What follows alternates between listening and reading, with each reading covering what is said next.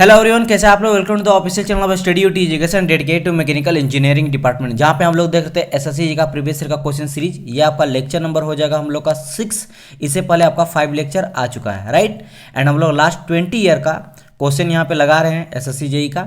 And आज हम लोग एक न्यू टॉपिक को स्टडी करेंगे, that is our first law of thermodynamics. तो आज जो भी हम लोग क्वेश्चन देखने वाले हैं वो आपका इसी टॉपिक से रहेगा, that is your first law of thermodynamics. तो चलिए क्लास को स्टार्ट करते हैं। एंड जैसा कि आप लोग को पता है, यहाँ पे हम लोग सिर्फ क्वेश्चन को ही नहीं सॉल्यूशन करते हैं, इसके अलावा हम लोग बेसिक कॉन्सेप्ट भी मैं आपको बताते चलता हूँ। तो चलिए आज के पहला क्वेश्चन जो है ये आपका एसएससी जेई 2007 में पूछा गया क्वेश्चन है।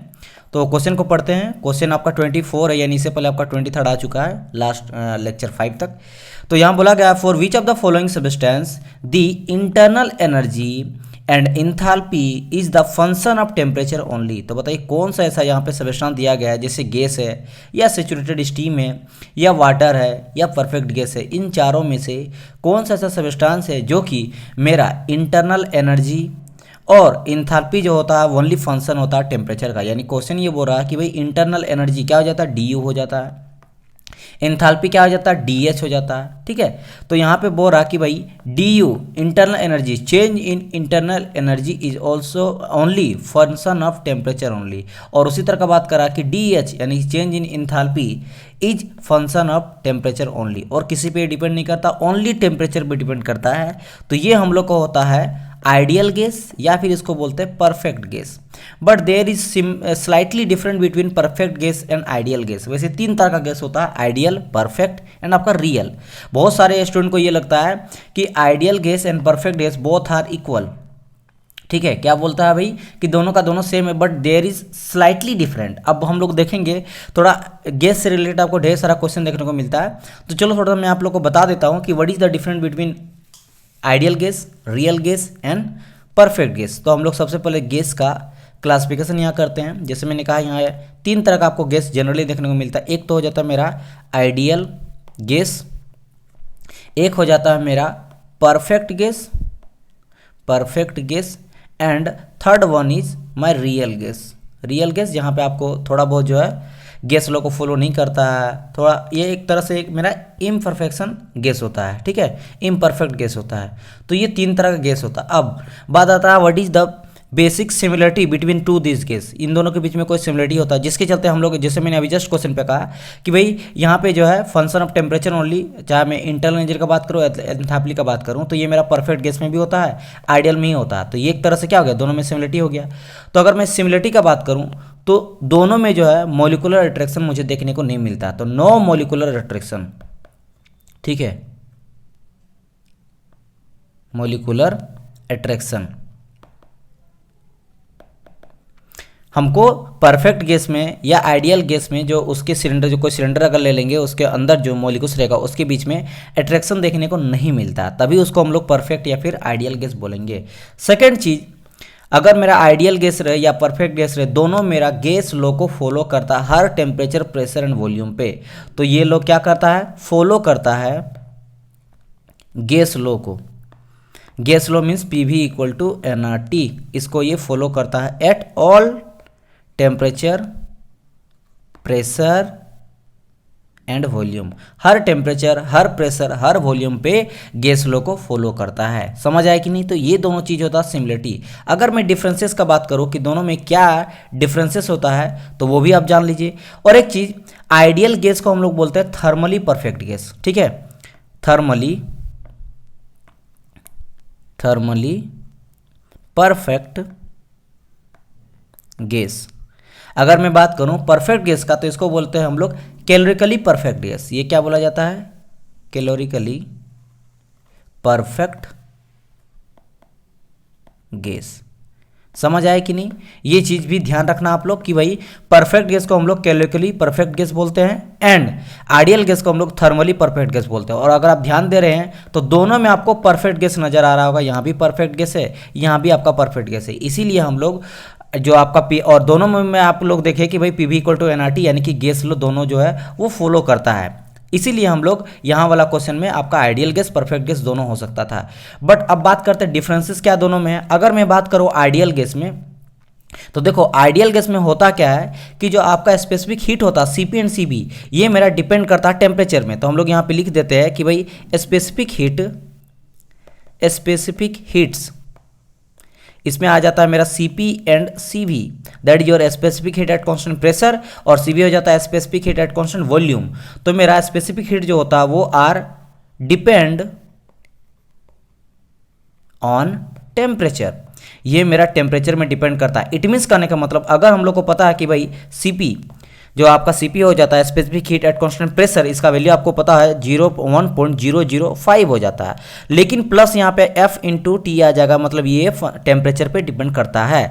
अगर मैं सीवी का भी वैल्यू लिखूंगा, सीवी का वैल्यू कितना होता है 0.718, लेकिन साथ ही साथ ये मेरा टेम्परेचर पे डिपेंड कर रहा है। तो दोनों चीज़ में आप क्या देख रहे हो, यहाँ पे आप देख रहे हो कि भाई मेरा, चूंकि यहाँ बोला गया था कि स्पेसिफिक हीट जो होता है वो डिपेंड करता है टेम्परेचर में। देखो यहाँ पे टेम्परेचर पे डिपेंड कर रहा है, मतलब जो भी मेरा प्रेशर होगा उसका टेम्परेचर कितना है उस कंडीशन पे, उसमें भी ये मेरा आपका डिपेंड करता है। ठीक है, उस टेम्परेचर में भी डिपेंड करता है। टेम्परेचर वेरिएंट होगा तो इसका वैल्यू भी वेरी कर सकता है, प्रेशर एंड वॉल्यूम।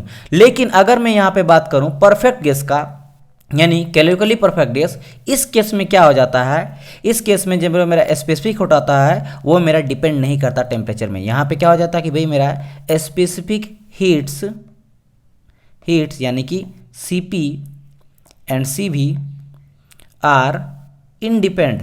ठीक है, क्या होता है मेरा इंडिपेंड होता है ऑन टेम्परेचर, यानी टेम्परेचर में डिपेंड नहीं करता है। जैसे यहाँ पे अगर सीपी का वैल्यू हम लोग लिखेंगे तो ओनली मेरा हो जाएगा 1.005, एंड अगर मैं सीवी का बात करूँ तो ये हो जाएगा 0.718। समझ आया कि नहीं? अच्छा, कोई अगर आपसे बोल दे व्हाट इज द यूनिट क्या लेते हैं सीपी एंड सीवी का, याद रखना सीपी जो होता है दोनों का यूनिट सेम होता है, दैट इज योर केजी पर किलो जूल पर केजी केल्विन हो जाता है। इसका भी हो जाता है किलो जूल पर केजी केल्विन। ठीक है, किलो जूल पर केजी केल्विन, सेम यहाँ का भी हो जाएगा, इसका भी हो जाएगा मेरा किलो जूल पर केजी केल्विन, और इसका भी हो जाएगा किलो जूल पर KG kelvin. The difference is, इसमें मेरा डिपेंड करता है टेम्परेचर पे स्पेसिफिक हीट्स, और इसमें मेरा डिपेंड नहीं करता। बस यही मेरा डिफरेंस होता है, बेसिक डिफरेंस अगर दोनों में बात किया जाए तो this is the basic difference जो मैंने कहा यहाँ पे कि हीट्स मेरा डिपेंड्स करता है टेम्परेचर में, और यहाँ मेरा हीट्स जो है वो इंडिपेंड होता है टेम्परेचर का। बाकी जैसे मैंने कहा सिमिलरिटी का अगर मैं बात करूँ तो यहाँ पे भी कोई अट्रैक्शन देखने को मुझे नहीं मिलता है, दोनों जो होता है गैस लॉ को मेरा फॉलो करता है। अब बात करते हैं सर रियल गैस क्या होता है। देखो जब रियल गैस का बात किया जाता है ना, तो रियल गैस आप लोग को जो रियल में मुझे नजर आता है, हाइड्रोजन ऑक्सीजन सभी में, इसमें क्या हो जाता है आपको भाई देखो आइडियल जैसे मैंने कहा था हम लोग कार्नोट साइकिल भी आइडियल बोलते हैं। आइडियल करने का मतलब क्या है कि भाई वो एक तरह से इम्पॉसिबल वाला चीज़ है, इमेजिनरी चीज़ है। जैसे यहाँ बोला गया कि भाई नो मोलिकुलर अट्रैक्शन, क्या रियल में ऐसा हो सकता है कि मोलिकुलर अट्रैक्शन नहीं देखने को मिले? अगर गैस सिलेंडर के अंदर गैस है ऑब्वियसली वो आपस में टकराएगा, अट्रैक्शन मुझे देखने को मिलेगा, रिपल्सन देखने को मिलेगा। लेकिन चूंकि आइडियल मान रहा है और लेवल ऑफ परफेक्ट गैस जो है वो भी एक आइडियल की तरफ बिहेव करता है, जिसके चलते इसको हम लोग मानते हैं कि इसमें मोलिकुलर अट्रैक्शन देखने को नहीं मिलता है। लेकिन एज ए रियल गैस में आपको जो है देखने को मिलता है अट्रैक्शन। तो यहाँ पे मेरा एक तरह से क्या हो जाता है, ये इम्परफेक्ट गैस माना जाता है। जैसे आप कार्नोट साइकिल में बात करते हैं, कार्नोट साइकिल अगर आपको याद होगा तो कार्नोट साइकिल को भी हम लोग आइडियल मानते हैं क्योंकि एफिशिएंसी इसका मैक्सिमम होता है। जितने भी दुनिया में आपका जितना भी इंजन है, किसी भी अगर मैं बात करूँ किस साइकिल का सबसे ज़्यादा एफिशिएंसी होता है तो कार्नोट का होता है। क्यों? बिकॉज ये आइडियल होता है। सब जो इंजन बनाया जाता है इसी को देख के बनाया जाता है कि हो सकता है इसके आसपास हम लोग आ जाए, लेकिन कोई इसके आसपास आ नहीं पाता बिकॉज ये आइडियल होता है। इसमें हम लोग मानते हैं कोई लॉसेस हो ही नहीं रहा, लेकिन रियल लाइफ में आपको लॉसेस देखने को मिलता है। कोई भी इंजन में फ्रिक्शन हो जाता है, ऑयल लीकेज करता है और बहुत सारे हीट ज़्यादा ऑब्जॉर्व करता है, जिसके चलते भी जितना हम चाहते हैं वर्क डन उतना मुझे वर्क डन नहीं मिलता, कुछ लॉसेस देखने को मिलता है। सेम कंडीशन होता है यहाँ पे आइडियल, परफेक्ट और रियल गैस में। रियल गैस एग्जिस्ट करता है रियल में, तो यहाँ पे आपको लॉसेस वगैरह देखने को मिलता है, यानी कि ये इम्परफेक्ट गैस होता है, इम्परफेक्ट गैस होता है। ठीक है, इम्परफेक्ट गैस होता है। एंड यहाँ पे जो आपका लॉ लगता है, जैसे मैंने आप लिखा यहाँ पे मेरा गैस लॉ मेरा वैलिड होता है, यहाँ पे जो मेरा लॉ लगता है that is your van der Waals gas equation, जो कि काफ़ी वीक फोर्स होता है तो या फिर वीक लॉ होता है। तो यहाँ पे मेरा लगता है क्या, वंडरवाल वाल्स गैस इक्वेशन। तो यहाँ पे वंडरवाल गैस इक्वेशन लगता है, जिसको आपको पता होगा कि ये क्या हो जाता है, P plus AN square divide by V square, bracket आ जाता है और यहाँ आ जाता है V plus NB is equal to NRT। ये हो जाता है मेरा वंडरवॉल इक्वेशन, जहाँ पे आप लोग को पता P है मेरा प्रेशर है, ठीक है, मेरा P प्रेशर है, V मेरा वॉल्यूम है, N आपको पता है N जो है वो मेरा कांस्टेंट है, T मेरा टेम्परेचर है और ये मेरा कांस्टेंट आ जाता है R, ठीक है, कैरेक्टरिस्टिक गैस कांस्टेंट है। नाउ यहाँ पे आ जाता है कि सर ये मेरा चीज़ क्या है, दिस इज द क्या है, A मेरा क्या है, एक तो मेरा A आ जाता है एंड दूसरा मेरा B आ जाता है, इन दोनों का जानना जरूरी है। ये तो N equal to number of mole हो गया। नाउ यहाँ पे अगर मैं बात करूँगा ए के बारे में, ए जो होता है ये वंडरवाल कांस्टेंट होता है, ये क्या हो जाता है मेरा वंडरवाल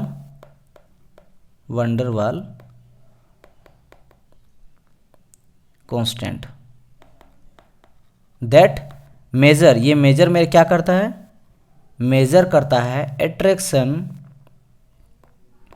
एट्रैक्टिव फोर्स या फिर एट्रैक्शन फोर्स, किसके किस में बीच में, मॉलिक्यूल्स के बीच में। तो attraction force that measure attractive force between the molecules, ठीक है। इस चीज़ के बारे में आपको कोई नहीं बताएगा, कोई भी सिंपल बोल देगा कि ए और बी जो है बस कांस्टेंट है, बट मैं आपको हर वो चीज़ बताऊंगा बहुत ही अच्छी तरीके से, सिंप्लीफाई तरीके में। तो ये तो हो गया ए की बात। अब आता है सर बी क्या हो जाता है, वो भी मुझे बता दिए। अगर मैं यहाँ पे बी का बात करूँ कि भाई बी क्या हो जाता है, बी बेसिकली आपका वॉल्यूम करेक्शन फैक्टर हो जाता है। क्या हो जाता है आपका वॉल्यूम करेक्शन फैक्टर, ठीक है, ये चीज़ होता है। इसका लेंदी सा होता है इक्वेशन, इसका जानना जरूरी नहीं है।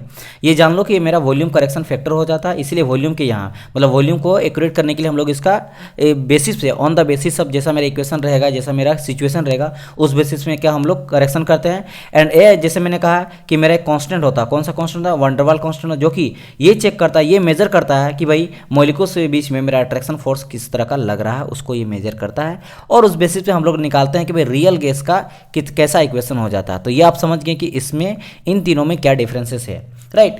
अगर मैं यहाँ पे और कुछ चीज़ का बात करता हूँ, जैसे कि मैंने कहा कि आइडियल गैस जो होता है वो फंक्शन होता है ओनली टेम्परेचर का, इसलिए हम लोग यहाँ पे लिख सकते हैं कि भाई आइडियल गैस में अगर डी का बात करूँ, इंथाल्पी का बात करूँ, तो ये मेरा डिपेंड करता है ओनली, यहाँ पे डी ना लिख के ओनली मैं अगर एच का बात करूँ तो H is the only function of temperature. And अगर मैं बात करता हूँ यहाँ पे that is our internal energy का U is function of temperature, और यहाँ पे हम दोनों में लिखना पड़ता है ओनली, क्योंकि ओनली इसी पे डिपेंड करता है। तो इस वाले पॉइंट को भी आप लोग ध्यान रखना कि भाई ये जो फंक्शन ऑफ टेम्परेचर पे ओनली डिपेंड करता है आइडियल गैस। समझ आया कि नहीं? ओके। अगर मैं यहाँ पे बात करूँगा किसका, परफेक्ट गैस का, ठीक है, ये तो मेरा हो गया आइडियल गैस के केस में। अगर मैं परफेक्ट गैस के केस में बात करूँ तो यहाँ पे देखो क्या हो जाता है कि मैंने क्या था कि मेरा CP एंड CV इंडिपेंड होता है। तो यहाँ अगर हम लोग लिखेंगे ना U इक्वल टू, तो U इक्वल टू हम लोग सिंपल क्या करेंगे, एक सेकेंड, U इक्वल टू लिखेंगे भाई ये मेरा CP इंटू टी होता है, एक सेकेंड, CV इंटू CVT होता है। एंड अगर मैं बात करूँगा H का, एंथैल्पी का, तो ये भी हो जाता है CPT हो जाता है। समझ आया कि नहीं? क्या हो जाता है यहाँ पे CVT एंड CPT। तो यहाँ से हम लोग यहाँ भी देखें भाई ये भी जो है मेरा फंक्शन ऑफ टेम्परेचर हो जाता है, में डिपेंड करता है, और आपका H भी मेरा function of temperature only pay depend करता है। बट जैसे मैंने कहा था कि ये इंडिपेंड होता है टेम्परेचर का, इसीलिए यहाँ पे जो है, यहाँ पे देखो U के बाद CV भी इसके साथ जुड़ा हुआ है, ठीक है, लेकिन ये ओनली टेम्परेचर में रहता है।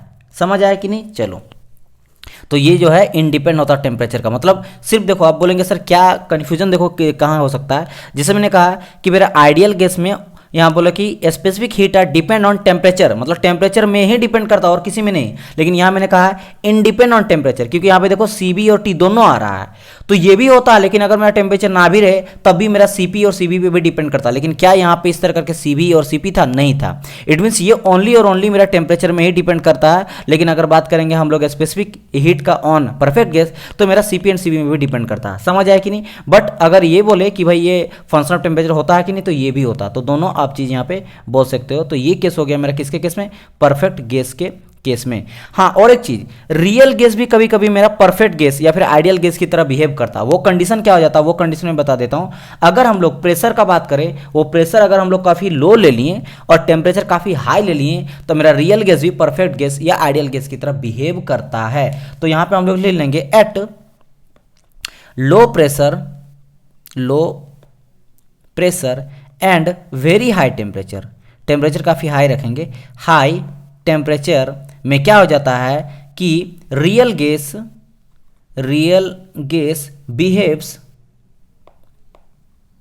बिहेव एज परफेक्ट गैस या आइडियल गैस। यानी कि मैंने क्या कहा कि भाई जब मेरा प्रेशर हम लोग काफ़ी लो ले लेंगे, यानी कि प्रेशर काफ़ी हम लोग क्या ले लेंगे, लो ले लेंगे, एंड टेम्परेचर हम लोग काफ़ी हाई ले लेंगे। अगर आप बोलोगे सर कितना लो लेंगे वो मुझे बता दीजिए, मैं वैल्यू भी बता देता हूँ। प्रेशर अगर मैं बात करूँ एकदम लो प्रेशर का तो ये लगभग लेते हैं हम लोग 3 atm प्रेशर लेते हैं लो। अगर हाई टेम्परेचर तो हाई आपका मैक्सिमम जितना होता है, ठीक है, ये हम लोग मे बी जो है मे बी मैक्सिमम टेम्परेचर हम लोग लेते हैं। ये भी पॉइंट को ध्यान रखिएगा कि हम लोग जो टेम्परेचर लेते हैं वो काफ़ी ज़्यादा हाई लेंगे और लगभग 3 atm हम लोग प्रेशर लेंगे। इसमें मेरा रियल गैस जो है वो मेरा बिहेव कैसे करता है, रियल गैस मेरा बिहेव करता है परफेक्ट गैस। इट मीन्स हम लोग ये भी बोल सकते हैं कि तब ये गैस लो को वैलिड कर सकता है, यानी कि गैस लो को फॉलो कर सकता है। तो बिल्कुल सही, तब ये मेरा फॉलो करता है देन फॉलो गैस लॉ, ठीक है, तब ये गैस लॉ को फॉलो कर सकता है, यानी कि पीवी इक्वल टू एनआरटी अब ये फॉलो करेगा। पहले ये वंडरवाल गैस इक्वेशन को फॉलो करता था, लेकिन अगर हम लोग प्रेशर को कम कर देंगे और टेम्परेचर को हाई कर देंगे तो ये गैस लॉ को फॉलो करेगा हर टेम्परेचर, प्रेशर एंड वॉल्यूम पे, जो मैंने स्टार्टिंग में बताया था। तो इस केस में भी ये वाला भी क्वेश्चन आपको कभी कभी पूछा जाता है, ठीक है, याद रखिएगा। और एक चीज़ ध्यान रखना कि मोस्ट ऑफ द गैस, जितने अधिकतर जो गैस होता है ना वो अधिकतर मेरा परफेक्ट गैस की तरह ही बिहेव करता है। तो नोट करके मैं यहाँ लिखा देता हूँ, नोट करके कि भाई most of the gases behave as perfect. इसके पीछे भी लॉजिक है, ठीक है, at low pressure and very high temperature. मैंने क्या कहा, अधिकतर जो गैस है, ठीक है, टोटल नहीं लेकिन अधिकतर गैस जो होता है वो मेरा हाई टेम्परेचर और लो प्रेशर में परफेक्ट गैस की तरह बिहेव करता है। नाउ द कंडीशन, इस तरह हम लोग परफेक्ट गैस अधिकतर लेते क्यों हैं, क्योंकि हम लोग स्टडी करते हैं इंजीनियरिंग में, हम लोग क्या करते हैं, स्टडी करते हैं, ठीक है, स्टडी करते हैं। और जब स्टडी करते हैं तो अगर उसका वैल्यू हमेशा चेंज होगा तो स्टडी करने में काफ़ी कैलकुलेशन में दिक्कत होगा, इसलिए हम लोग आइडियल फॉर्म मान लेते हैं, ताकि आइडियल मानेंगे तब जाके स्टडी करने में दिक्कत नहीं होगा। समझ आया कि नहीं, इसलिए हम लोग परफेक्ट गैस लेके चलते हैं अधिकतर गैस को, ठीक है। चलो अब बात आता है यहाँ पे और कुछ चीज़ रियल गैस से रिलेटेड। जैसे अगर मैं यहाँ पे डायग्राम आपको बताऊँ, ठीक है, डायग्राम बताऊं पीवी इक्वल टू एनआरटी का, ये आपका पीवी है, यानी कि पीवी इक्वल टू जो एनआरटी होता है, ठीक है।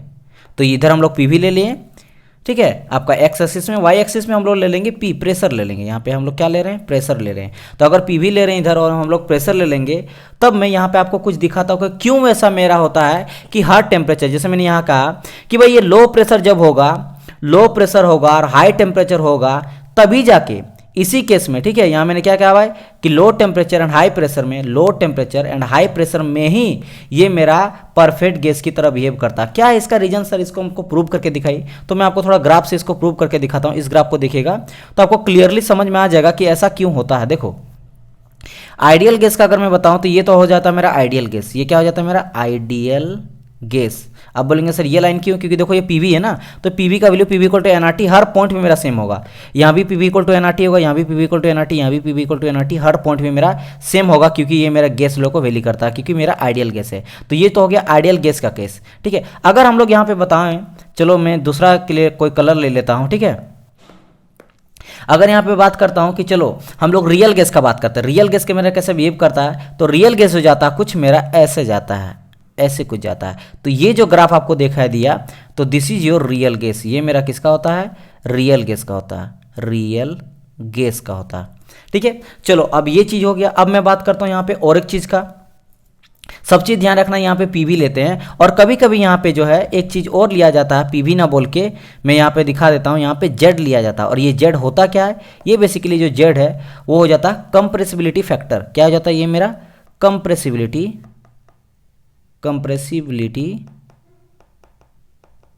फैक्टर।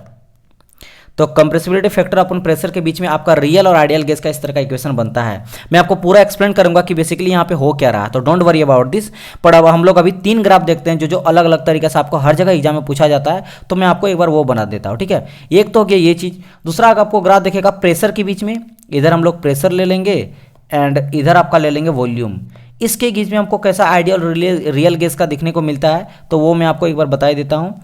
तो इसमें हमको जो देखने को मिलेगा, मेरा जो आइडियल गैस होगा वो कुछ जाता है ऐसे,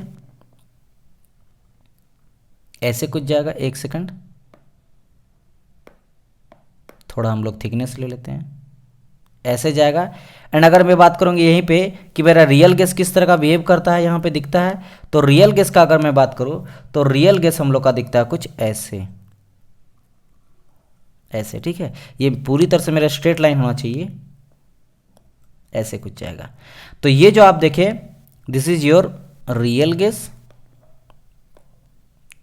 एंड अगर हम लोग आइडियल गैस का बात करेंगे तो हो जाएगा ये मेरा ब्लैक वाला आइडियल गैस, आइडियल गैस, ठीक है। चलो ये चीज़ हो गया। अब हम लोग देखते हैं और एक फिगर, और एक फिगर जैसे मैंने कहा था पीवी इक्वल टू, उसको मैं फिर से बना देता हूँ क्योंकि ये भी आपको पूछता है। ये तो हो गया 2, और एक थर्ड वाला हम लोग देख लेते हैं यहाँ पे, एक सेकेंड।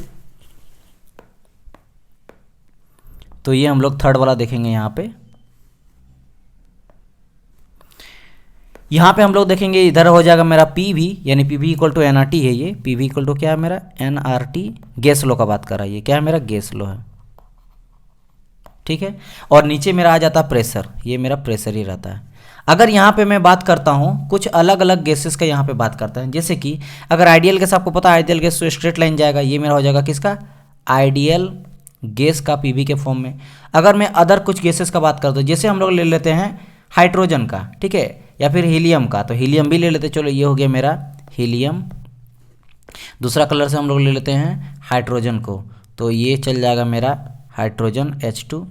और कलर हम लोग ले लेते हैं कोई दूसरा, तो हम लोग यहाँ पे देख लेते हैं अब, जैसे कि CH2 मीथेन को, ठीक है। तो मीथेन कुछ मेरा ऐसे चल जाता है, तो ये हो जाएगा मेरा CH2 मीथेन, मीथेन हो गया, ठीक है। ये क्या हो गया मेरा, मीथेन हो गया। और एक हम लोग गैस ले लेते हैं, मैं आपको कुछ समझाना चाह रहा था तो आप इसको पहले देखो, एक बार में क्लियर हो जाएगा कि ये ऐसा होता है। अगर मैं CO का बात करूँ तो CO का कुछ ऐसे जाता है, एक सेकंड, ये कलर हम लोग कुछ अलग लेना पड़ेगा, ग्रीन ले लेते हैं। CO कुछ कैसे जाएगा, ऐसे जाएगा, एक सेकंड, CO, ठीक है। ये मेरा क्या होगा, CO हो गया। तो अब यहाँ पे थोड़ा सा ध्यान से देखो, इस फिगर में मैं क्या बताना अभी तक चाह रहा था।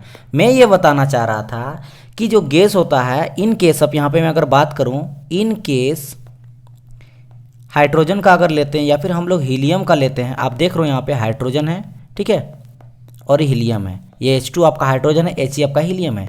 इन दोनों के केस में अगर मैं बात करता हूँ सर, तो क्या आप लोग ये बोल सकते हो कि सर यहाँ पे मुझे देखने को मिल रहा है कि जैसे जैसे हम लोग प्रेशर को बढ़ा रहे हैं वैसे वैसे मेरा पीवी भी बढ़ रहा है। एंड आपको पता है कि पीवी इक्वल टू है NRT, पीवी इक्वल टू क्या है मेरा, NRT है। मतलब अगर मेरा P बढ़ रहा है यहाँ पे तो मेरा टेम्परेचर भी बढ़ेगा, यहाँ पे अगर P बढ़ रहा है तो टेम्परेचर भी बढ़ेगा, बिकॉज दोनों मेरा क्या प्रोपोर्शनल है।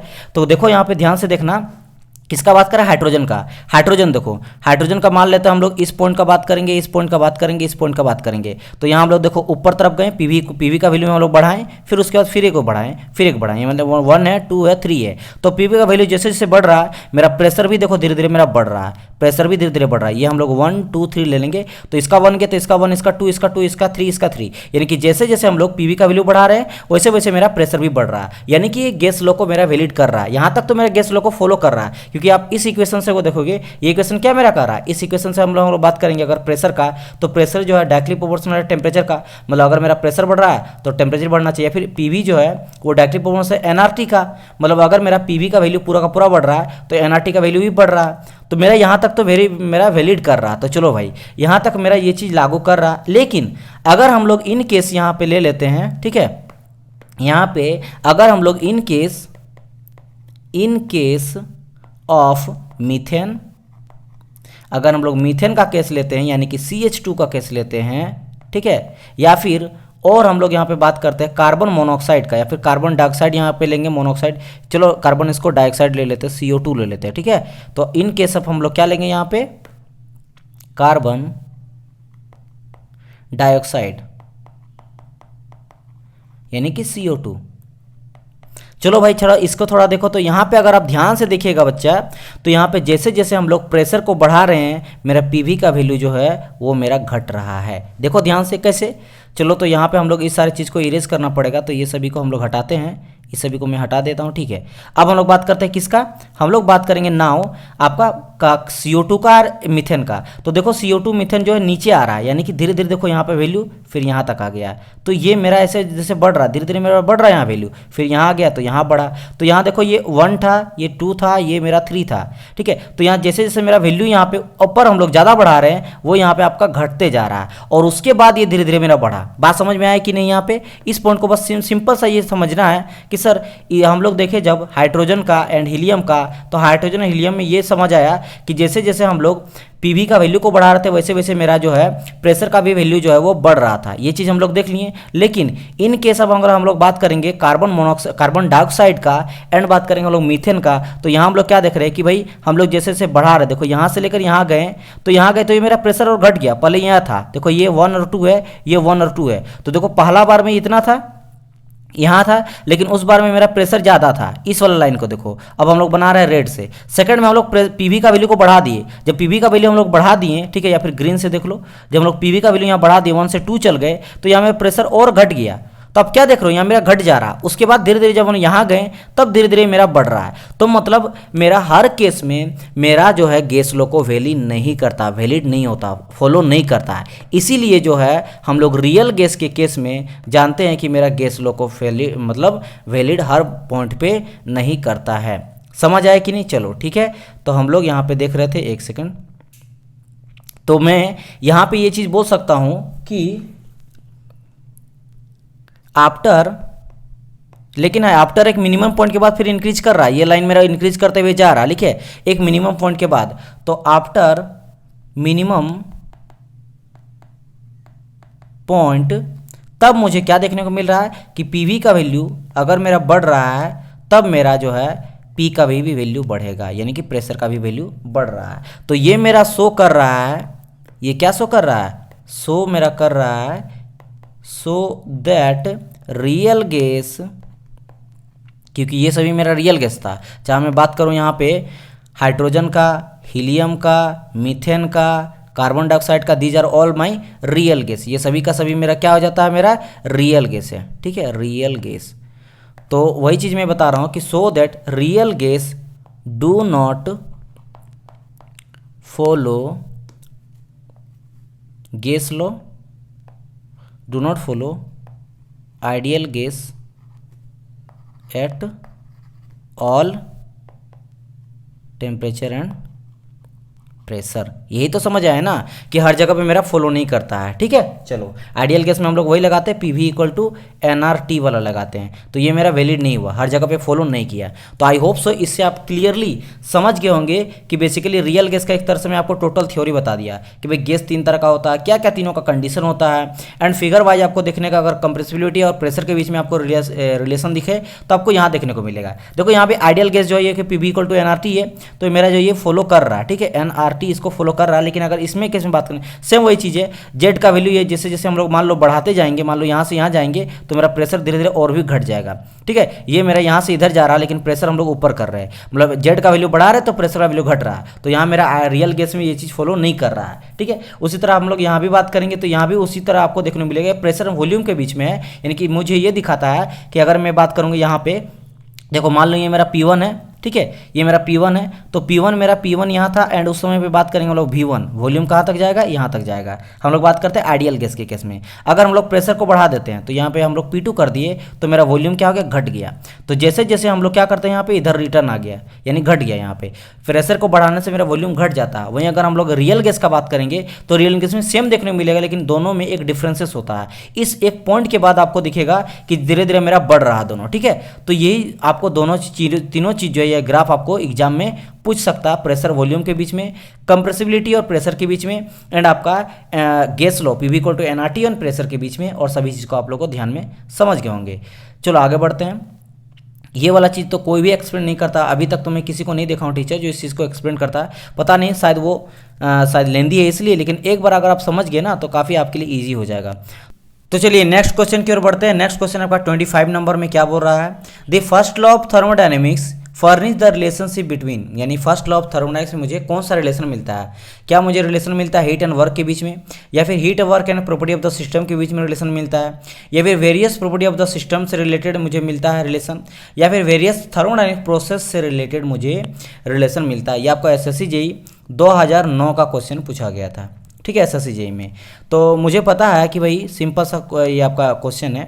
फर्स्ट लॉ ऑफ, अगर मैं टीटी का बात करूं, थर्मोडायनेमिक्स का बात करूं, तो होता क्या है, डेल क्यू हीट दे के हमको सिस्टम से वर्क डन मिलता है और साथ ही साथ इंटरनल एनर्जी भी मिलता है। तो मिलता मुझे del Q equal to D U plus del W, जहाँ पे आपका डी क्यू क्या हो जाता है, ये मेरा होता है हीट जो सिस्टम में हम लोग देते हैं, एंड ये हो जाता है मेरा वर्क जो सिस्टम से मुझे वर्क मिलता है, एंड मेरा आपका डी यू क्या हो जाता है, ये होता है इंटरनल एनर्जी, और ये इंटरनल एनर्जी क्या हो जाता है, पॉइंट फंक्शन हो जाता है। पॉइंट फंक्शन, जो भी मेरा पॉइंट फंक्शन होता है वो मेरा सिस्टम का प्रॉपर्टी होता है। ये क्या हो जाता है, मेरा सिस्टम का प्रॉपर्टी, सिस्टम प्रॉपर्टी, ठीक है। कैसे होता है, मैंने बताया था कि मेरा डी यू को हम लोग लिख सकते हैं U2 माइनस U1, ठीक है। मैंने बताया था कि जो भी हम लोग, अब देखो U2 क्या हो जाता है मेरा, ये फाइनल मेरा इंटरनल एनर्जी है, और U1 क्या है, इनिशियल, ये मेरा इनिशियल और ये मेरा फाइनल है, ठीक है। तो जो मेरा इनिशियल और फाइनल पॉइंट पे डिपेंड करता है तो वो मेरा होता है पॉइंट फंक्शन, और जो भी मेरा पॉइंट फंक्शन होता है वो सिस्टम का प्रॉपर्टी होता है। जिस तरह मैंने बताया था डीवी को भी, यानी कि चेंज इन वॉल्यूम को भी हम लोग लिख सकते हैं V2 माइनस V1, यानी कि final volume minus initial volume. उस तरह dt को लिख सकते हैं हम लोग T2 माइनस T1। इंथाल्पी हम लोग लिख सकते हैं, क्या लिख सकते हैं कि भाई H2 माइनस H1। तो ये सभी का सभी इस तरह का जो आएगा वैल्यू, सभी का सभी मेरा पॉइंट फंक्शन होता है, क्योंकि मेरा इनिशियल फाइनल पॉइंट पे डिपेंड करता है। अगर मेरा पॉइंट फंक्शन है तो वो सिस्टम का प्रॉपर्टी होता है। तो यहाँ पे मुझे क्या क्या देखने को मिला, एक तो हो गया Q यानी हीट, एक हो गया डेल डब्ल्यू यानी कि वर्क, एंड दूसरा डी यू यानी कि पॉइंट फंक्शन यानी प्रॉपर्टी ऑफ द सिस्टम। तो यहाँ पे आप देखिएगा करेक्ट आंसर हो जाएगा मेरा बी नंबर, यानी कि heat work and property of the system के बीच में मुझे रिलेशन देता है फर्स्ट लॉ ऑफ थर्मोडायनेमिक्स, जहाँ पे हीट मेरा आ जाएगा क्या, that is your del Q, work आ जाएगा मेरा क्या, del W, and property of the system D U, ठीक है। डीएल और डी क्यों बोलते हैं, आपको पता है कि मेरा पॉइंट फंक्शन को हम लोग डिफ्रेंसिएशन कर सकते हैं, इसलिए डी लिखते हैं। डेल लिखते हैं क्योंकि उसका हम लोग डिफ्रेंसिएशन नहीं कर सकते, वो इनएग्जैक्ट डिफ्रेंसिएशन होता है, वो पाथ पे डिपेंड करता है, ठीक है। चलो move to the next question. Next question है 26 देखते हैं क्या बोला जा रहा है। The work done in free expansion process, आपको बोला कि फ्री एक्सपेंशन प्रोसेस में वर्क डन मेरा होता कितना है, तो सभी बच्चों को ये पता होगा मेरा 0 होता है। ये आपका एसएससी 10 का क्वेश्चन पूछा गया था, क्योंकि मैं अगर फ्री एक्सपेंशन में बात करूँ तो यहाँ पे मेरा एडियाबेटिक लेते हैं, यानी कि हीट भी मेरा 0 होता है। अगर मैं बात करूँ वर्क का तो वर्क भी मेरा 0 होता है, यहाँ पे मेरा वर्क 0 होता है, एडियाबेटिक के चलते मेरा हीट 0 होता है। और हम लोग देख ले, चलो फ्री एक्सपेंशन के बारे में थोड़ा मैं आप लोग को बता देता हूँ, फ्री एक्सपेंशन में क्या क्या इंपॉर्टेंट आपको ध्यान रखना है, ठीक है। हम लोग यहाँ पे बात करेंगे किसका, फ्री एक्सपेंशन का, फ्री एक्सपेंशन, ठीक है। तो जैसे मैंने कहा कि फ्री एक्सपेंशन में सबसे इंपॉर्टेंट तो ये चीज़ है कि सर इसमें हम लोग करते क्या है। इसमें क्या होता है कि मेरा इस तरह का कोई एक बॉक्स रहता है, ठीक है, एक सिलेंडर रहता है, और सिलेंडर में एक साइड में मेरा रहता है गैस, इस साइड में जो है मेरा गैस बराबर रहता है, इस साइड में क्या रहता है मेरा गैस रहता है, एंड इस साइड में मेरा वैक्यूम रहता है। एंड हम लोग करते क्या है, इस प्रोसेस के थ्रू हम लोग गैस को जो है वो हम लोग वैक्यूम में डालते हैं, यानी कि हम लोग गैस को मूव कराते हैं। गैस मूव्स होता है अगेंस्ट वैक्यूम, ठीक है, वैक्यूम में मेरा मूव करता है। अब चूंकि मेरा यहाँ पे वर्कडन का अगर मैं बात करूँ 1 बाय 1 करके कि सर यहाँ पे वर्कडन जो है वो मेरा क्या होगा, तो वर्कडन यहाँ पे 0 होता है। द पॉइंट इज मेरा सर वर्कडन 0 क्यों होता है, क्योंकि यहाँ मेरा गैस जो मूव कर रहा है वो मूव कर रहा है एक वैक्यूम पे। जो अगर वैक्यूम में मूव कर रहा है तो यहाँ पे कोई भी रेस्ट्रिक्शन नहीं है, रेस्ट्रिक्शन नहीं है तो यहाँ पे वर्कडन होगा नहीं, क्योंकि जब भी मेरा कोई भी फोर्स मान लो इस तरह का है, यहाँ से हम लोग फोर्स अप्लाई करें, अपोजिट साइड से मेरा फोर्स अप्लाई करेगा, तब जाके वो रेस्ट्रिक्शन देगा, तब जाके कुछ मेरा वर्क करेगा। फोर्स मेरा बोलेगा ना भाई तुम कितना इसको धकेला है, मान लो ये मेरा कोई बक्सा है, बॉक्स है, इसको धकेल रहा है, तो यहाँ जब कोई अपोजिट साइड से फ्रिक्शन आएगा या फिर कोई एक मेरा वेट, काफ़ी इसका वेट ज़्यादा होगा, ठीक है, वेट के चलते इसके अपोजिट डायरेक्शन पे भी मुझे एक एक लोड या फिर फोर्स को फील आएगा, तो मुझे ज़्यादा फोर्स अप्लाई करना पड़ेगा, हो सकता है 50 का, 60 का, 100 का, इतना न्यूटन का मुझे फोर्स अप्लाई करना पड़ेगा, तब यहाँ से मुझे वर्क डन पता चलेगा। लेकिन मान लो ये मेरा वैक्यूम, इधर से कोई रेस्ट्रिक्शन लग ही नहीं रहा है, ठीक है, एकदम मेरा वैक्यूम में, मतलब थोड़ा सा भी अगर छुएंगे तो चल जाएगा, तो यहाँ पे वर्क डन कुछ हो पाएगा, नहीं हो पाएगा। तो यहाँ पे चूंकि यहाँ पे कोई भी रेस्ट्रिक्शन नहीं रहता, इसलिए वर्क डन मुझे नहीं देखने को मिलता, इसलिए ये हो जाता है मेरा जीरो। तो चाहे तो इसका आप रीजन यहाँ पे लिख ले, तो मैं बता देता हूँ कि भाई जो गैस होता है, gas not move in any other objects, other object, किसी अदर ऑब्जेक्ट में जाता, कोई मीडियम रहता, तब ना यहाँ पे कुछ फोर्स अगेंस्ट लगता है, लेकिन यहाँ नहीं लगता। या फिर आप बोल सकते हो और कि भाई यहाँ पे कोई भी रेस्ट्रिक्शन नहीं है, रेस्ट्रिक्शन नहीं है। या फिर आप बोल सकते हो कि भाई नो प्रेशर अगेंस्ट वैक्यूम। भाई वैक्यूम है, वैक्यूम में प्रेशर कहाँ से आएगा, पीडीवी वर्क से हम लोग निकालेंगे ना, पीडीवी से, तो यहाँ प्रेशर कुछ लग ही नहीं रहा, तो पी तो ऑब्वियसली जीरो हो गया, तो वर्क डन भी मेरा जीरो तो हो ही जाएगा। समझ आया कि नहीं? तो इस तरीका से यहाँ मुझे वर्क डन मुझे देखने को नहीं मिलता, और ये सभी कंडीशन है, जिसमें से सबसे इंपॉर्टेंट आपका है नो प्रेशर अगेंस्ट वैक्यूम। तो ये सबसे इंपॉर्टेंट आपका रीजन है, इस रीजन को ध्यान में रखना। ये तो हो गया मेरा वर्क डन के केस की, वर्क डन मेरा जीरो होता है, ठीक है। अब बात करते हैं आगे, लेकिन याद रखना कि यहाँ पे अगर कोई बोले कि सर मेरा पी डी वी ये मेरा जीरो होता, नहीं, ये मेरा जीरो नहीं होता है, ये मेरा जीरो नहीं होता। क्यों? बिकॉज मैं यहाँ पे बात करूँगा वॉल्यूम का, तो जो वॉल्यूम होता है, वॉल्यूम मेरा इंक्रीज करता है। यहाँ पे वॉल्यूम क्या हो जाता है, मेरा इंक्रीज करता है। अब बोलेंगे सर कैसे, वॉल्यूम मेरा बढ़ता है इसलिए पी डी वी मेरा इज इक्वल टू जीरो नहीं लेगा, प्रेशर के चलते ये जीरो हो जाता। अब मैं थोड़ा सा समझा रहा हूँ आपको कैसे, थोड़ा मैं और एक चीज़ यहाँ पे बता देता हूँ आप लोग को, ठीक है। ये कि अगर हम लोग देखेंगे भाई फर्स्ट लॉ ऑफ थर्मोडायनेमिक्स, तो होता है del Q equal to D U plus del W. तो यहाँ जो आपको देखने को मिलेगा हीट, हीट तो चूंकि एडियाबेटिक लेते हैं, चारों तरफ से मेरा ये पैक रहता है, ठीक है, ये मेरा क्या हो जाता है, एडियाबेटिक इन नेचर होता है। तो एडियाबेटिक मतलब हीट जो होता है सिस्टम से सराउंडिंग में जा नहीं रहा है, तो ये तो हो गया मेरा जीरो। वर्क डन जैसे मैंने कहा, वर्क डन भी हो जाता है मेरा जीरो, राइट। एंड यहाँ पे मेरा कोई भी चेंज इन टेम्परेचर नहीं होता है, टेम्परेचर मेरा सेम रहता है, इनिशियल एंड फाइनल टेम्परेचर मेरा सेम रहता है, इसलिए ये भी हो जाएगा मेरा जीरो। तो ऑल दो यहाँ पे आपको कोई भी चीज़ देखने को नहीं मिलता। अब आ जाता है मेरा वॉल्यूम क्यों इंक्रीज करता है, ठीक है। देखो यहाँ हम लोग बात करते हैं, जैसे मैंने कहा कि यहाँ पे अगर मैं प्रेशर का बात करता हूँ, ठीक है, प्रेशर मैंने क्या कहा कि भाई प्रेशर जो है यहाँ पे कोई भी प्रेशर मेरा अगेंस्ट में नहीं लग रहा है, राइट। तो यहाँ पे मेरा जो है एडियाबेटिक, एक सेकंड यहाँ से मैं इसको नहीं चर्चा करता हूँ, पहले और एक चीज़ मैं बताता हूँ। जैसे मैंने कहा ये आपका एडियाबेटिक होता है, क्या होता है मेरा एडियाबेटिक,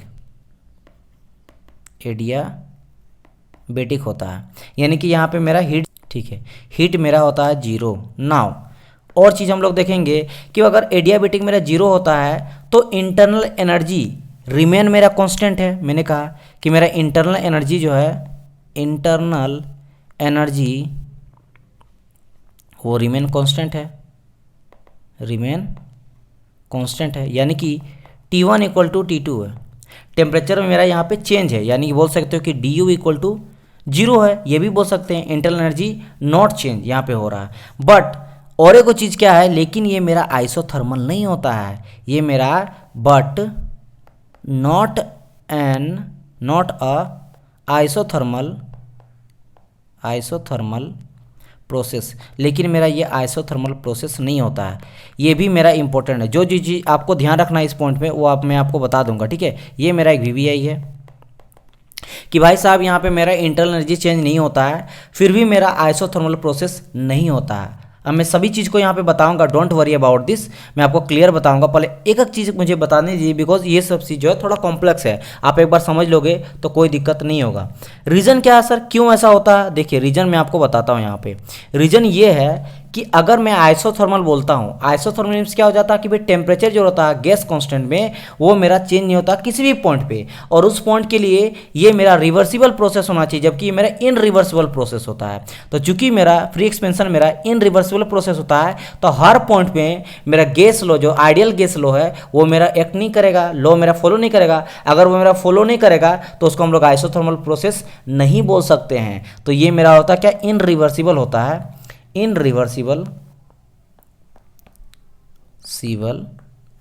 प्रोसेस। तो इस वाले पॉइंट को मैं यहाँ लिखा देता हूँ, आप लोग के लिए काम आ जाएगा। मैं आके क्या बोला कि बिकॉज, एक सेकेंड, बिकॉज आइसोथर्मल मीन्स होता ये है कि भाई temperature of gas is constant. Isothermal का मतलब होता है कि भाई जो मेरा गैस का टेम्परेचर है वो होना चाहिए कांस्टेंट होना चाहिए, ठीक है, during expansion process, during the expansion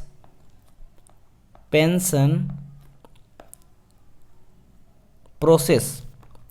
so ताकि, क्यों ऐसा होता है, ताकि मेरा जो आइडियल गैस है वो अप्लाइड हो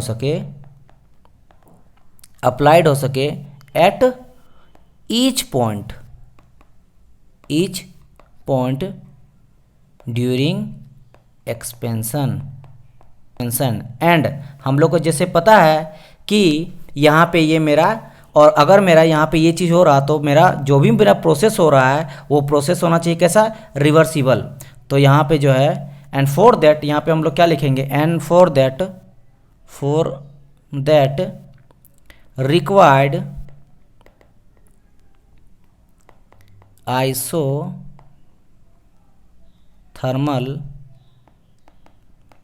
एक्सपेंशन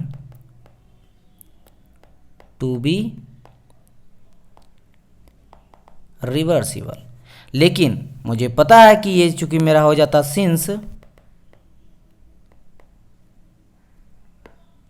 ये मेरा रिवर्सिबल है, एक minute sorry, since this is irreversible process,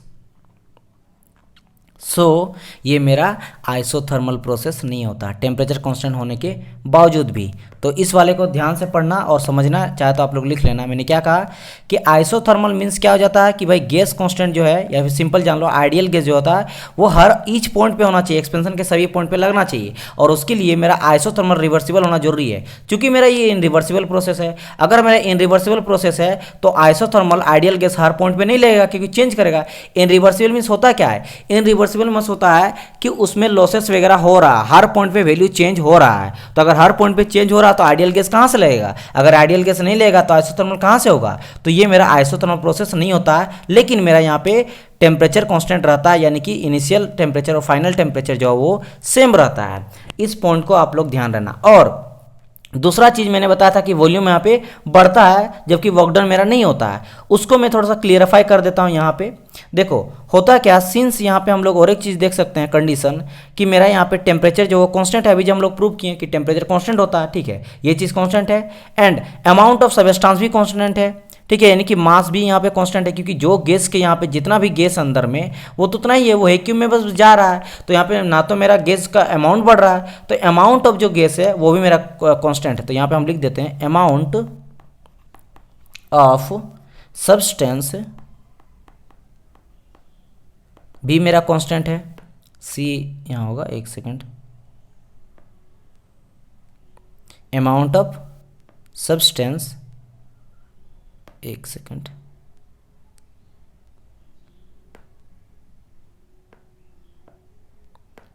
amount of substance भी यहाँ मेरा कांस्टेंट है।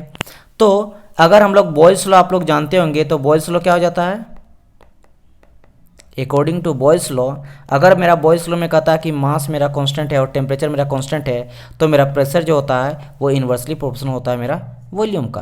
तो यहाँ पे हम लोग देख रहे थे, अगर मेरा यहाँ पे वॉल्यूम मेरा बढ़ेगा तो प्रेशर मेरा घटेगा। समझ आ रहा है कि नहीं। और चूंकि मेरा यहाँ पे प्रेशर मेरा घटता है तो मेरा वॉल्यूम यहाँ पे बढ़ता है। तो यहाँ पे एक चीज़ क्लियर यहाँ पे हो गया कि हम लोग यहाँ पे क्या देखें कि मेरा यहाँ पे चूंकि मेरा वॉल्यूम बढ़ रहा है, वॉल्यूम ऑब्वियसली बढ़ेगा।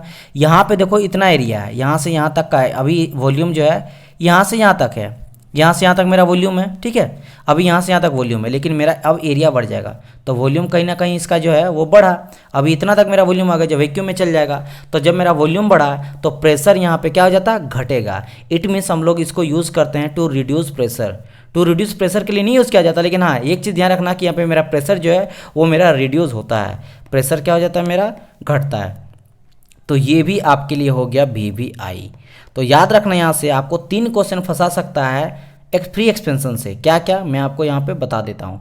फर्स्ट पॉइंट यहाँ पे बोलेगा कि ये चीज़ तो क्लियर रखना कि मेरा ना तो हीट यहाँ पे होता है यानी हीट भी जीरो होता है, इंटरनल एनर्जी भी जीरो होता है एंड वर्क डन भी जीरो होता है। ये क्लियर रखना है, ये तो आपको एकदम बच्चा जैसा याद रखना है, इसमें कोई दिक्कत नहीं है। और वैक्यूम में मेरा गैस जाता है। एंड वर्क डन क्यों जीरो होता है वो मैंने बता दिया कि गैस जो होता है वो मेरा कोई रेस्ट्रिक्शन नहीं मिलता उसमें, ना तो कोई ऑब्जेक्ट दूसरे तरफ से कोई फोर्स वगैरह लगाता है जिसके चलते, या फिर बोल सकते हो नो प्रेशर अगेंस्ट वैक्यूम, जिसके चलते मेरा यहाँ पे वर्क डन जीरो होता है। राइट दूसरा चीज हम लोग क्या देखें कि ये मेरा जो है टेम्परेचर कांस्टेंट रहता है, इंटरनल एनर्जी जो है वो मेरा कांस्टेंट है, इसलिए बोल सकते हैं कि initial temperature final temperature constant है, बट मेरा ये आइसोथर्मल प्रोसेस नहीं होता है। और तीसरा चीज हम लोग ये देखें कि अगर मेरा टेम्परेचर भी कांस्टेंट है, मास भी कांस्टेंट है, तो बॉयस लॉ ये कहता कि इन दोनों का केस, यानी कि अगर मास कांस्टेंट है और टेम्परेचर कांस्टेंट है तो प्रेशर मेरा इन्वर्सली प्रोपोर्शनल होता है वॉल्यूम का, यानी कि मेरा वॉल्यूम, चूंकि यहाँ पे हम लोग देखें कि वॉल्यूम का क्वांटिटी मेरा पहले इतना था, अब मेरा बढ़ के इतना हो जाएगा तो वॉल्यूम मेरा बढ़ेगा, तो वॉल्यूम अगर बढ़ रहा तो प्रेशर मेरा घटेगा। तो यहाँ पे 3 चीज़ों का आप लोग ध्यान रखना। क्या क्या चीज़, एक तो मेरा प्रेशर रिड्यूस होता है इस केस में, दूसरा चीज़ में ये मेरा आइसोथर्मल प्रोसेस नहीं होता है, और थर्ड केस में इसमें वॉल्यूम मेरा इंक्रीज करता है। वाई द रीजन इज यहाँ पे कोई भी रेस्ट्रिक्शन नहीं लगता है और वर्क डन मेरा जीरो होता है। ठीक है, और बाकी आप समझ गए कि आइसोथर्मल प्रोसेस क्यों होता है, क्योंकि अगर मेरा आइसोथर्मल जहां बोल दिए उस केस में होना ये चाहिए कि मेरा आइडियल गैस इक्वेशन हर पॉइंट पे लगना चाहिए, और पॉइंट पे लगने के लिए मुझे चाहिए रिवर्सिबल प्रोसेस, लेकिन ये मेरा होता है इनरिवर्सिबल प्रोसेस। तो जैसे मैंने शुरू में ही कहा कि ये मेरा इनरिवर्सिबल प्रोसेस होता है। तो फ्री एक्सपेंशन भी आपके लिए काफ़ी इंपॉर्टेंट है। जो भी चीज़ इंपॉर्टेंट होगा उसके रिलेटेड मैं सारे थ्योरी आप लोग को बताऊँगा। तो यहाँ पे हम लोग क्वेश्चन कहाँ था, ये था 26 नंबर का। तो हम लोग यहाँ पे देखें कि ये मेरा जीरो था।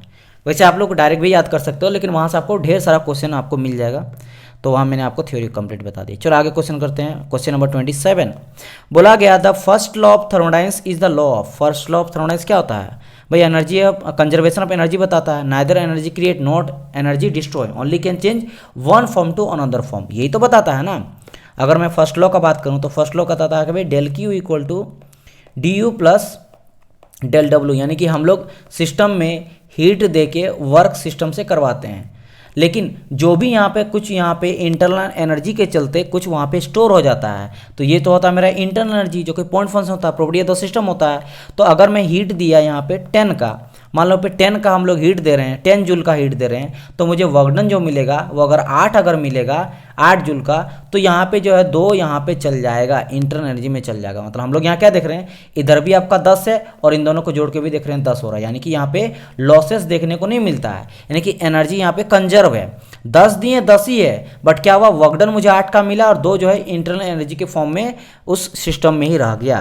तो आपको यहाँ पे ना तो एनर्जी लॉस हुआ ना एनर्जी गेन हुआ, ओनली एनर्जी जो है वो चेंज हुआ, एनर्जी के फॉर्म में चेंज हुआ। ये हीट एनर्जी पे था, ये वर्क एनर्जी और इंटरनल एनर्जी के फॉर्म में कन्वर्ट हो गया। तो हम लोग क्या कर सकते हैं, एनर्जी को कन्वर्ट कर सकते हैं एक फॉर्म में दूसरे फॉर्म में, ना तो उसको क्रिएट कर सकते हैं ना ही इसको डिस्ट्रॉय कर सकते हैं। वही मेरा कहता है एनर्जी कंजर्वेशन। ठीक है, कंजर्वेशन ऑफ एनर्जी, यानी energy neither can destroy nor can create, only can change one form to another form. तो ये मेरा कहता फर्स्ट लॉ ऑफ थर्मोडायनामिक्स। बात समझ में आया। चलो आगे बढ़ते हैं नेक्स्ट क्वेश्चन की ओर। क्वेश्चन नंबर 26, ये भी आपका एसएससी जेईई 2010 का क्वेश्चन था, प्रीवियस जो मैंने लगाया क्वेश्चन।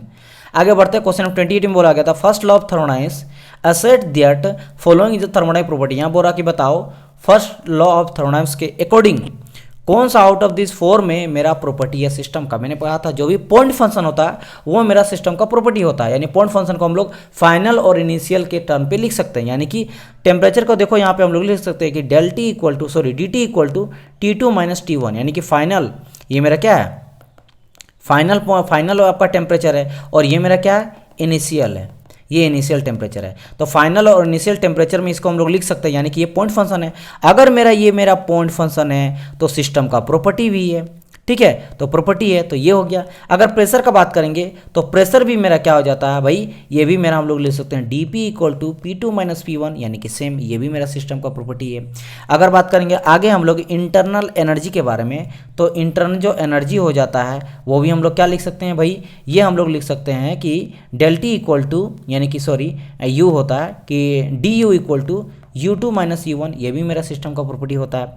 एंट्रोपी का अगर बात करेंगे तो एंट्रोपी मेरा सिस्टम का प्रॉपर्टी होता है, लेकिन यहाँ पे पॉइंट क्या बोल रहा है, यानी कि यहाँ पे ds इक्वल टू लिख सकते हैं S2 माइनस S1, लेकिन यहाँ पे कंडीशन ये बोला गया है कि भाई ठीक है, यहाँ बोला गया कि फर्स्ट लॉ ऑफ थर्मोडायनामिक्स के अकॉर्डिंग मुझे कौन सा सिस्टम प्रॉपर्टी मिलता है, थर्मोडायनामिक्स प्रॉपर्टी मिलता है। अब हम लोग देखते हैं कि भाई फर्स्ट लॉ ऑफ थर्मोडायनामिक्स क्या कहता है। तो फर्स्ट लॉ ऑफ थर्मोडायनामिक्स मुझे कहता है कि डेल क्यू, एक second, first law of thermodynamics मेरा बोलता क्या है, ये बोलता है कि भाई सिस्टम में हम लोग हीट देके इंटरनल एनर्जी प्लस हम लोग वर्क कराते हैं, और यहाँ पे आपको दिख रहा है कि हीट जो होता है वो तो मेरा होता है path function.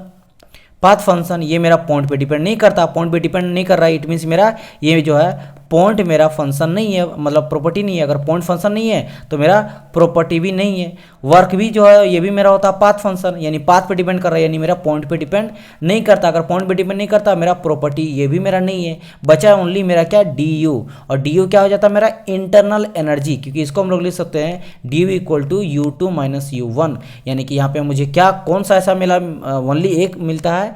According to first law of thermodynamics मुझे इंटरनल एनर्जी जो है वो थर्मोडायनामिक्स प्रॉपर्टी के सिस्टम के तौर पे मुझे मिलता है। तो यहाँ पे करेक्ट आंसर मेरा क्या हो जाएगा, यहाँ हो जाएगा मेरा question number B, question number बोल रहे हैं, क्वेश्चन नंबर 28 का option number B is the correct answer for this question, क्योंकि अकॉर्डिंग टू बोला था यहाँ पे फर्स्ट लॉ ऑफ थर्मोडायनामिक्स। वैसे अगर जनरली देखोगे तो यहाँ पे सभी का सभी जो है वो थर्मोडायनामिक्स प्रॉपर्टी के टर्म पे आएगा, प्रॉपर्टी सब है, ठीक है, सिस्टम का प्रॉपर्टी सब है, लेकिन फर्स्ट लॉ के अकॉर्डिंग जो है यहाँ मेरा हो जाएगा इंटरनल एनर्जी। ये आपको पूछा गया था SSC JEE 2011 का क्वेश्चन। मिलते हैं नेक्स्ट पार्ट में, तब तक के लिए goodbye and God bless you all. अगर आप कोई भी AJE का तैयारी कर रहे हैं तो हमारे यहाँ 2 कोर्स अवेलेबल है, एक फाउंडेशन कोर्स और एक प्लस कोर्स, दोनों हिंदी इंग्लिश में आपको मिलेगा, बाइलिंगुअल।